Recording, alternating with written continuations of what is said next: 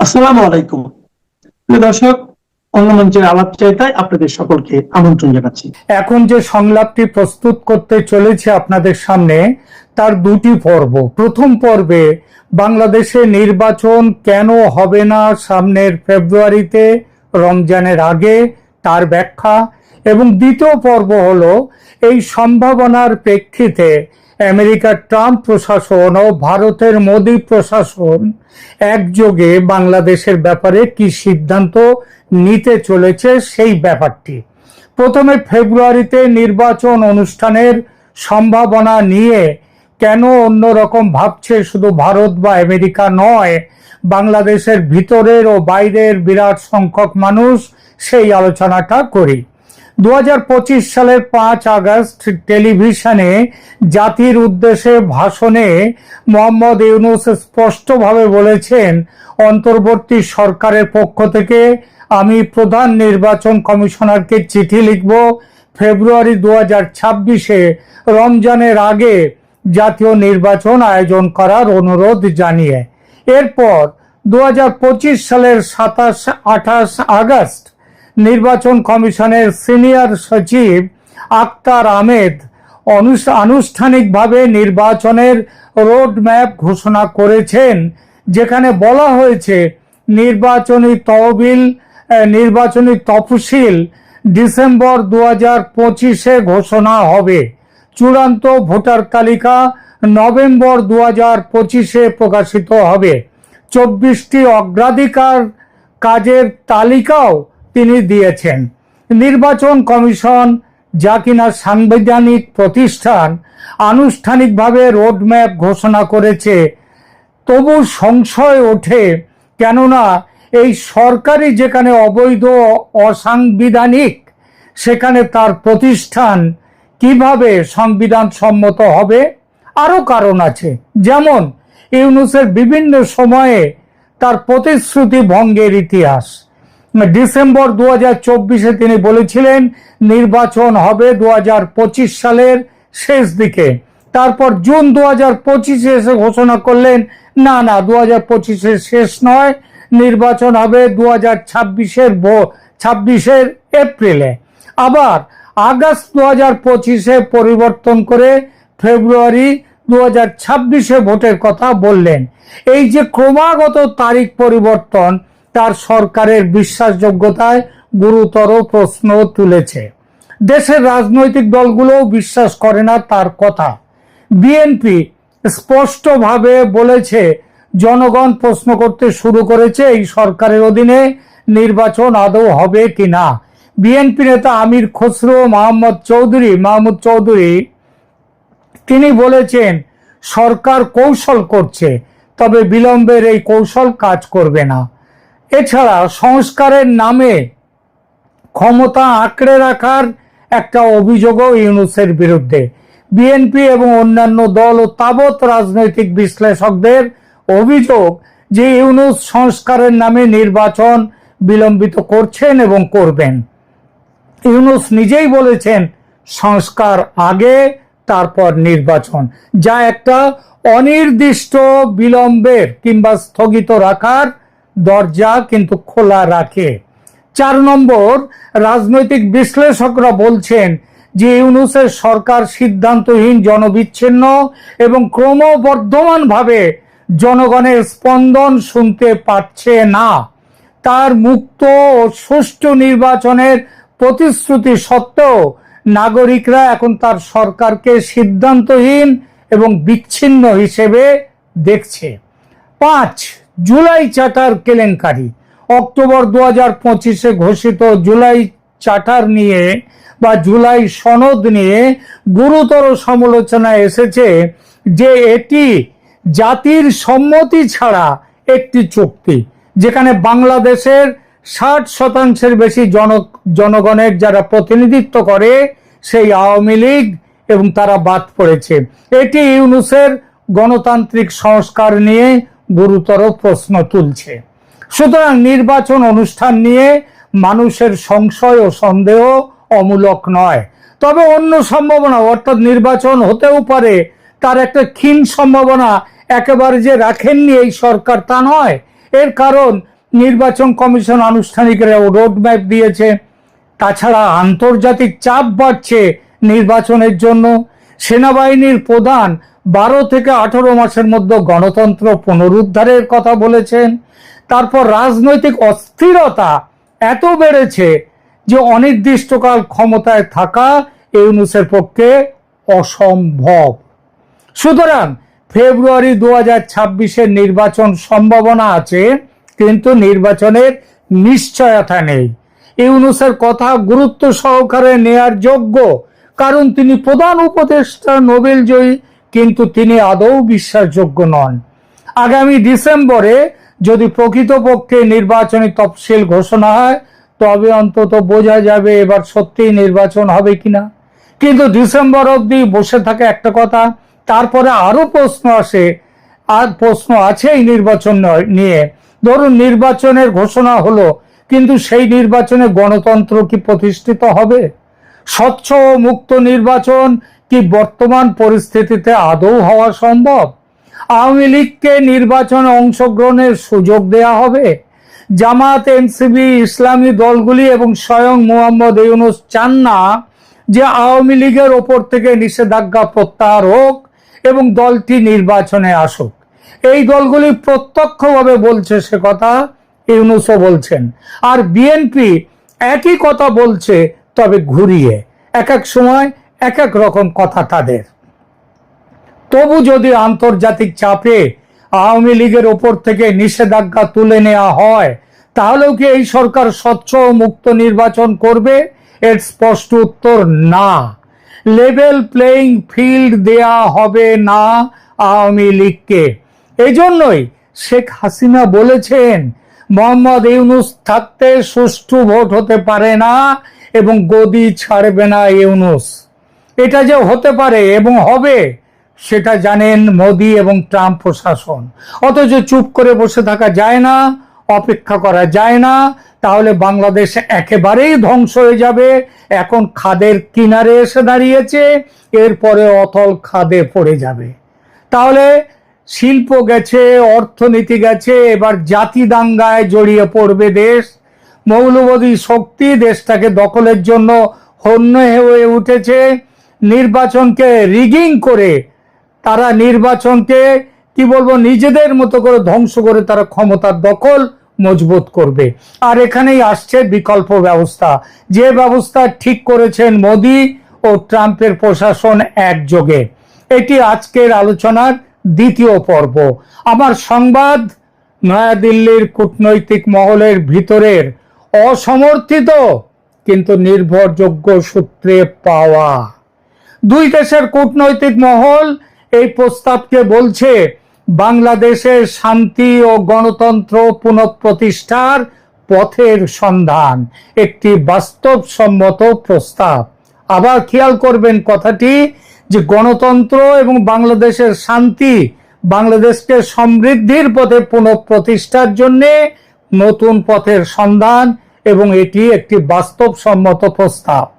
2024 সালের আগস্টে শেখ হাসিনা সরকারের পতনের পর থেকে আমরা যা দেখছি তা কেবল একটি রাজনৈতিক পরিবর্তন নয়, এটি একটি আদর্শগত সামাজিক রূপান্তর, যা কিন্তু ভালোর দিকে নয় বরং খারাপের দিকে, উদ্বেগের দিকে এগিয়ে নিয়ে যাচ্ছে বাংলাদেশকে।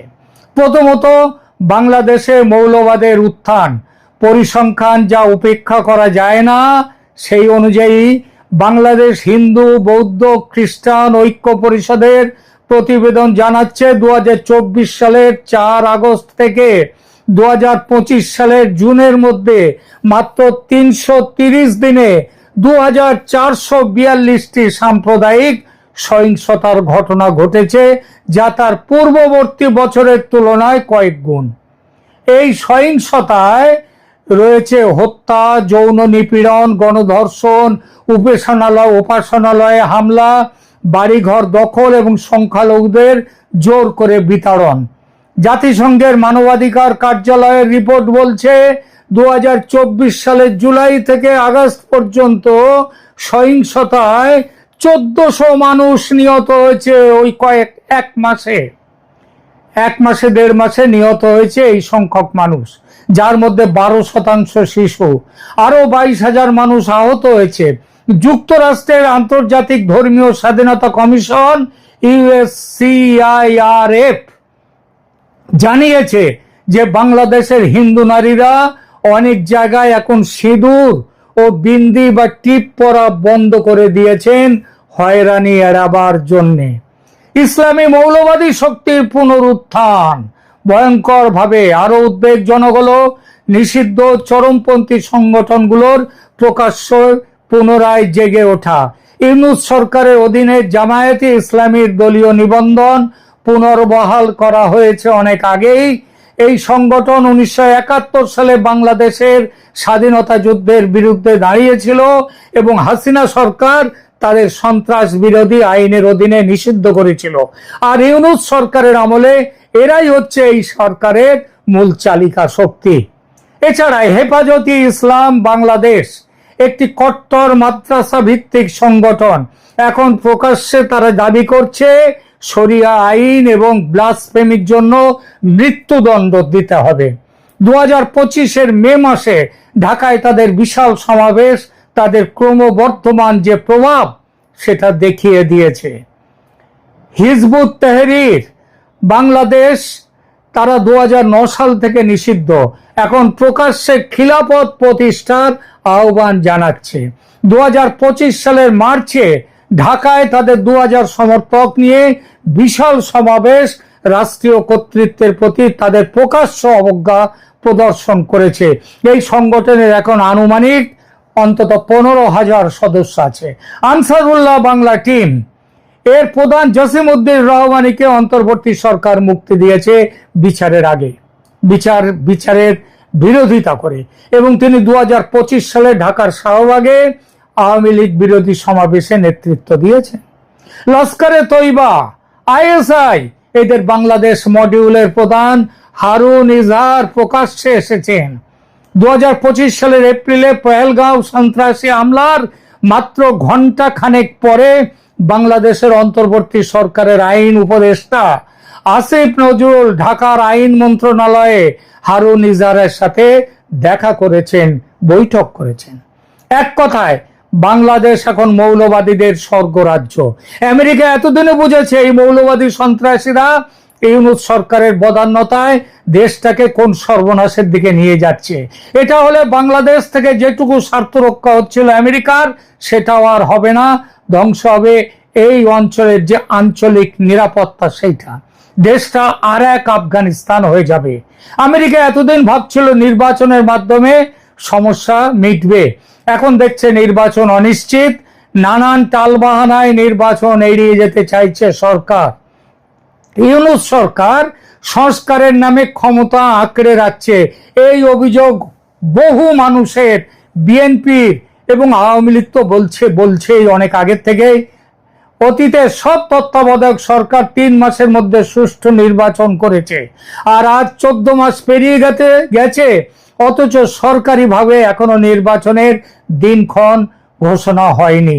রাজনৈতিক বিশ্লেষকরা সতর্ক করছেন যে এই বিলম্ব বাংলাদেশকে রাজনৈতিক অস্থিরতা এবং সম্ভাব্য সহিংসতার দিকে ঠেলে দিচ্ছে।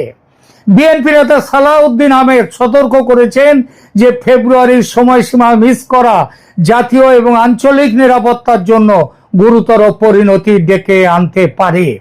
ভারতের উদ্বেগ নিছক কল্পনা নয়, বাস্তব হুমকি। ভারতের উত্তর পূর্বাঞ্চলের 7টি রাজ্য বাংলাদেশের সাথে দীর্ঘ সীমান্ত শেয়ার করে। বাংলাদেশে চরমপন্থী ইসলামী শক্তির উত্থান কেবল তার সংখ্যালঘুদের জন্যই নয়, পুরো অঞ্চলের জন্য, দক্ষিণ এশিয়ার জন্য একটা নিরাপত্তা হুমকি। 2025 সালের ফেব্রুয়ারিতে হোয়াইট হাউসে মোদি ট্রাম্প বৈঠকে ভারতীয় প্রধানমন্ত্রী বাংলাদেশের সাম্প্রতিক ঘটনাবলী নিয়ে তার উদ্বেগ জানিয়েছেন। ভারতের পররাষ্ট্র সচিব বলেছেন প্রধানমন্ত্রী তার মতামত এবং প্রকৃতপক্ষে বাংলাদেশের সাম্প্রতিক উন্নয়ন সম্পর্কে তার উদ্বেগের কথা রাষ্ট্রপতি ট্রাম্পের সাথে শেয়ার করেছেন। জেনেভা UN মানবাধিকার কাউন্সিলে বাংলাদেশের রাজনৈতিক কর্মী ব্যারিস্টার নিঝুম মজুমদার সতর্ক করেছেন বাংলাদেশে যা ঘটছে তা ভারতের বিরুদ্ধে একটি প্রক্সি যুদ্ধ। টার্গেট হলো ভারত এবং যুদ্ধক্ষেত্র হলো বাংলাদেশ। আমরা এটা মানি যে শেখ হাসিনা সরকার নিখুঁত ছিল না। তার শাসন আমলে গণতান্ত্রিক স্থানের সংকোচন হয়েছে, বিরোধী দলের উপর দমন পীড়ন হয়েছে এবং 2014, 18, 2024 সালের নির্বাচনে অনিয়ম যে হয়নি, অনিয়মের অভিযোগ যে বাস্তব, সেটাও দেখা গেছে। 2024 সালের জুলাই আগস্টে ছাত্র বিক্ষোভে নিরাপত্তা বাহিনী প্রথমে কঠোর দমন পীড়ন যেটা করেছে সেটাও অসত্য নয়, কিন্তু তার শাসন আমলে বাংলাদেশ যা অর্জন করেছে তাও উপেক্ষা করা যায় না। বাংলাদেশ দক্ষিণ এশিয়ার অন্যতম দ্রুততম বর্ধনশীল অর্থনীতিতে পরিণত হয়েছিল। যদিও নিখুঁত নয়, তবু তার সরকারের অধীনে মৌলবাদী শক্তিগুলো নিয়ন্ত্রণে ছিল। ধর্মীয় সংখ্যালঘুরা অনেক নিরাপত্তা পেত। ধর্মনিরপেক্ষতার একটা মোটামুটি কাঠামো কিন্তু বজায় ছিল। ভারতের সাথে সহযোগিতা অভূতপূর্ব স্তরে পৌঁছেছিল, যা দুই দেশের জন্যই উপকারী ছিল। ভারতের জন্যও ছিল এবং বাংলাদেশের জন্য বেশি বইতো কম ছিল না। আঞ্চলিক সহযোগিতার একটি পরিবেশ ছিল, বর্তমানে কিছুই নেই। আর এখানেই উঠে এসেছে ভারত আমেরিকা দুদেশের আলোচনায় একটি বাস্তবসম্মত প্রস্তাব। এখন যে পরিস্থিতি তৈরি হয়েছে তাতে বাংলাদেশকে ক্রমবর্ধমান মৌলবাদ ও সহিংসতা থেকে বাঁচাতে একটি অস্বাভাবিক এবং শক্ত পদক্ষেপের প্রয়োজন। এই প্রয়োজন মেটাবার ক্ষমতা এবং যোগ্যতা একমাত্র আছে বাংলাদেশ আওয়ামী লীগের শেখ হাসিনার নেতৃত্বের। এই প্রস্তাবে কয়েকটি পর্যায় আছে। পর্যায় 1, জরুরি স্থিতিশীলতা, এটা 3 থেকে 6 মাসের জন্য। এর মধ্যে শেখ হাসিনা তারা ফিরে যাবেন। শেখ হাসিনা একটি সময়ের জন্য, সীমিত সময়ের জন্য তিনি ফিরে যাবেন, নির্বাচিত প্রধানমন্ত্রী হিসেবেই যাবেন। তবে তার মূল দায়িত্ব হবে একটি জাতীয় স্থিতিশীল সরকারের প্রধান হিসেবে তিনি যাবেন। তার প্রধান দায়িত্ব হবে চরমপন্থী সহিংসতা বন্ধ করা, আইন শৃঙ্খলা পুনঃপ্রতিষ্ঠা করা, সংখ্যালঘুদের নিরাপত্তা নিশ্চিত করা, মৌলবাদী সংগঠনগুলোকে নিয়ন্ত্রিত করা, দেশের অর্থনীতিকে আবার নিজের জায়গায় ভালোভাবে তুলে নিয়ে আসা আগের মতো। প্রয়োজনে এই মৌলবাদী সংগঠনগুলোকে নিষিদ্ধ করতেও তিনি পারবেন। এটা প্রথম পর্ব। দ্বিতীয় পর্যায়ে সংস্কার ও প্রস্তুতির জন্য 3 থেকে 6 মাস, তাহলে মোট হলো এ পর্যন্ত 6 থেকে 12 মাস। একটি সত্যিকারের স্বাধীন নির্বাচন কমিশন গঠন করবেন। সব রাজনৈতিক দলের সাথে আলোচনা করে দেশকে গণতান্ত্রিক ব্যবস্থার দিকে নিয়ে যাবেন। অবিলম্বে সমস্ত রাজনৈতিক বন্দী ও সাংবাদিকদের মুক্তি দেবেন। ড্রাকোনিয়ান যত কালা কানুন, তার আমলের কালা কানুনকে এই আমলের সরকার ব্যবহার করছে, সেই কালা কানুনগুলোকে বাতিল করে দেয়া। 3 নম্বর এই পর্যায়ের তৃতীয় পর্যায়, গণতান্ত্রিক হস্তান্তর। 6 মাসের মধ্যে একটি মুক্ত, সুষ্ঠু, অন্তর্ভুক্তিমূলক নির্বাচনের ব্যবস্থা তিনি করবেন। সব দল তাতে সমানভাবে অংশ নেবেন। কেন এই যে 3 পর্বের ব্যাপারটা, কেন এটা কাজ করতে পারে? মার্কিন প্রেসিডেন্ট ট্রাম্প স্পষ্টভাবে বলেছেন যে তিনি বাংলাদেশের বিষয়টি প্রধানমন্ত্রী মোদির ওপর ছেড়ে দিয়েছেন।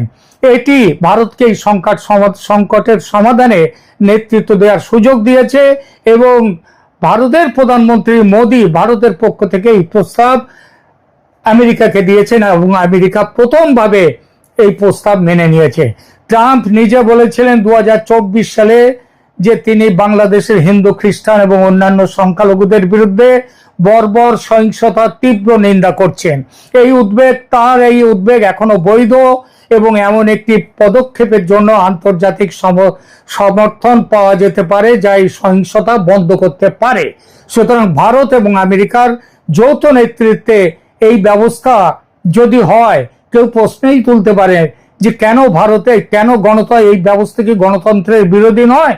এমন প্রশ্ন উঠতে পারে। তার উত্তরে বলার, বর্তমান পরিস্থিতি আরো বেশি গণতন্ত্র বিরোধী। ইউনূস সরকার নির্বাচিত নয়, ক্রমাগত নির্বাচন বিলম্বিত করছে এবং চরমপন্থী শক্তিগুলোকে পুনরায় জেগে ওঠার, বেঁচে ওঠার সুযোগ করে দিচ্ছে, তাদের বাঁচিয়ে তুলছে। একটি সীমিত সময়ের স্থিতিশীল সরকার, যার একমাত্র লক্ষ্য মুক্ত সুষ্ঠু নির্বাচন অনুষ্ঠান, গণতন্ত্র রক্ষার একটি পথ হতে পারে। দ্বিতীয় প্রশ্ন, শেখ হাসিনা যদি ক্ষমতা ছাড়তে রাজি না হন, মানে ক্ষমতায় আসার পর ইউনূসকে সরিয়ে দিয়ে তিনি ক্ষমতায় এলে তারপরে যদি তিনি ছাড়তে রাজি না হন এবং নির্বাচন যদি তিনি এড়িয়ে যান, উত্তর এটি একটি শর্তযুক্ত প্রস্তাব দেয়া হবে শেখ হাসিনাকে। আন্তর্জাতিক গ্যারান্টি দিতে হবে তাকে যে নির্ধারিত সময়ে তিনি নির্বাচন করবেন এবং তিনি ক্ষমতা হস্তান্তরিত করবেন নির্বাচিত দলকে। সে দল যদি তার দল হয় তাতেও আপত্তি নেই, সে দল বিএনপি হলে তাকে দেবেন, সে দল জামাত হলে তাকে দেবেন।